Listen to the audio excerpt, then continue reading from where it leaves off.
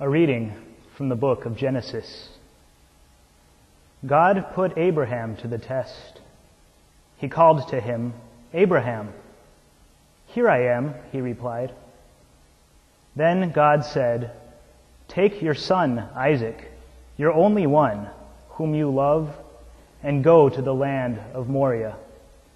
There you shall offer him up as a holocaust on a height that I will point out to you."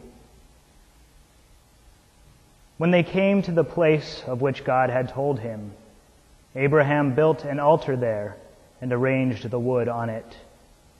Then he reached out and took the knife to slaughter his son. But the Lord's messenger called to him from heaven, "Abraham, Abraham." "Here I am," he answered. "Do not lay your hand on the boy," said the messenger. "Do not do the least thing to him.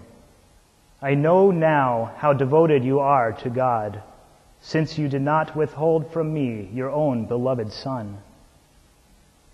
As Abraham looked about, he spied a ram caught by its horns in the thicket.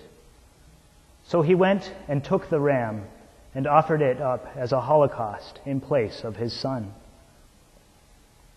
Again, the Lord's messenger called to Abraham from heaven and said, "I swear by myself, declares the Lord, that because you acted as you did in not withholding from me your beloved son, I will bless you abundantly and make your descendants as countless as the stars of the sky and the sands on the seashore. Your descendants shall take possession of the gates of their enemies, and in your descendants all the nations of the earth shall find blessing. All this because you obeyed my command." The word of the Lord. Thanks be to God. If there was ever a sleepless night for Abraham, this was it. "You want me to sacrifice my son, this gift which you have given me, this gift through which you have promised my prosperity. Sacrifice him? How? How can I even face my wife Sarah, whom I've already put through so much in your name because of your plan, God? And now you want me to sacrifice my son?" Eventually, Abraham is reduced to a single word prayer. Why? And can we blame him? "Celeste, I think that you have bone cancer." It sounded more like a death sentence than it did a diagnosis.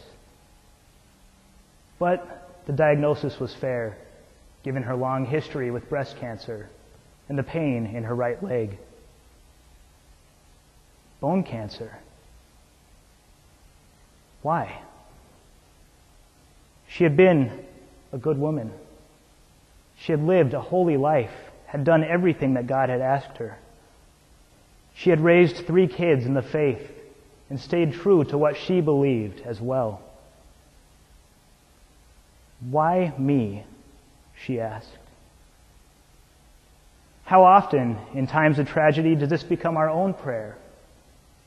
"I'm sorry, your cancer has returned." Why? "I'm sorry you've lost your job." Why, God? What did I do? "I'm sorry, you need open heart surgery. There's been a surgical mistake, and he won't live." Why? This becomes our prayer. The prayer grows louder and deeper.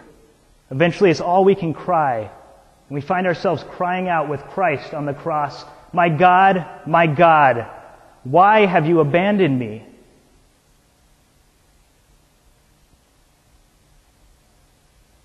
Three days later, Abraham is stopped from sacrificing his son at the last moment.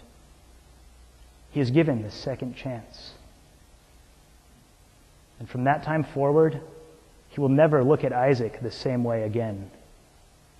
Because from that time forward, every time he sees Isaac, he's reminded how precious this gift of life truly is.